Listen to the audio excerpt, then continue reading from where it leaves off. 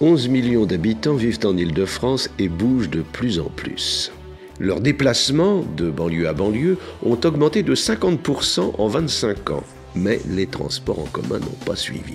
La prolongation des lignes de métro et de RER, la mise en service des nouveaux tramways ne suffisent pas à absorber les nouveaux flux de voyageurs. D'où l'usage massif de la voiture, surtout pour aller d'une banlieue à une autre.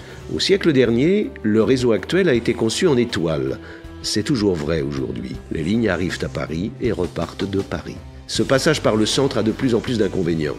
Certaines lignes sont saturées, des liaisons pourtant vitales n'existent pas et les usagers attendent qu'on améliore leur quotidien.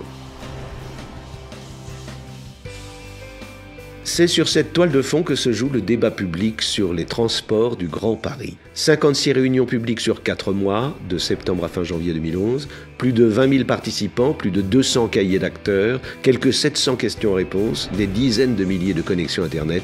Le projet de métro Grand Paris ne laisse personne indifférent. Près de chez eux, les habitants participent aux réunions. Elles ont lieu le soir et sont ouvertes à tous. Ils se documentent, assistent à la présentation du projet et prennent la parole. Les micros circulent. La commission du débat public l'a promis, toutes les opinions vont compter. Et ce qui a été demandé ce soir, c'est qu'on prenne aussi en compte vraiment les demandes de ces populations et pas simplement du cœur économique de la cité. Alors, le gros du chemin est fait, mais qu'il reste quand même des questions assez importantes. Dans l'assistance, les questions portent sur le projet, son tracé et ses variantes, les gares et les options proposées. On s'intéresse aussi à la prise en compte de l'environnement et bien sûr au financement. Encore maintenant, pour travailler, étudier, se former, certains territoires sont moins bien desservis que d'autres. À Montfermeil, Clichy, Sevran, le Blanc-Ménil, on le sait bien.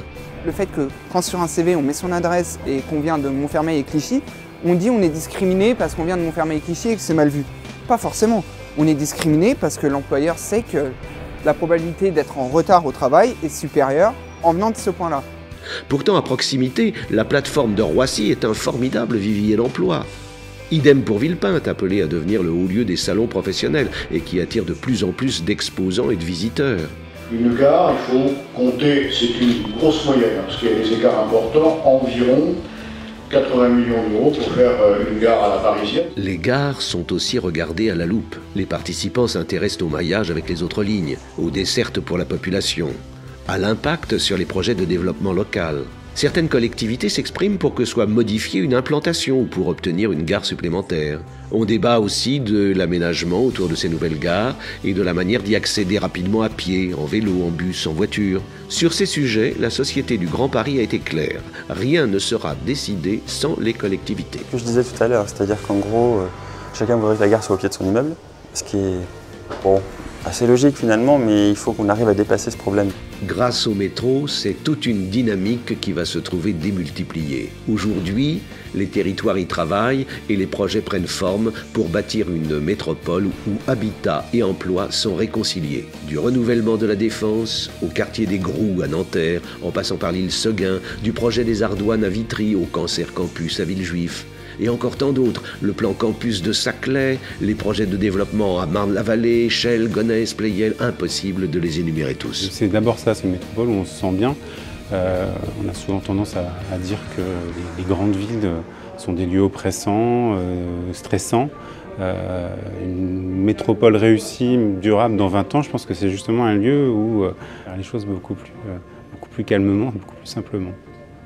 On doit, par le fruit de nos échanges, tels que nous l'avons vécu ce soir, s'inscrire dans cette dynamique du partage et peut-être qu'au-delà de certaines divergences, nous puissions être en mesure de nous retrouver tout simplement autour de l'intérêt général. Prétendre qu'un réseau de transport suffit à faire rayonner une ville serait lui donner la part trop belle. Mais ce qui est sûr, c'est qu'un tel projet est une occasion historique de donner toutes ses chances d'avenir à la métropole. La grande ville, ça serait finalement une ville qui serait un assemblage de petits quartiers. C'est ça une grande ville, c'est un pulse de petites choses. Donc je suis un grand amoureux de Paris, je trouve que Paris c'est la reine du monde, il faut qu'elle donne l'exemple. Et c'est pas toujours pour nous, mais c'est pour nos enfants et puis pour la ville elle-même.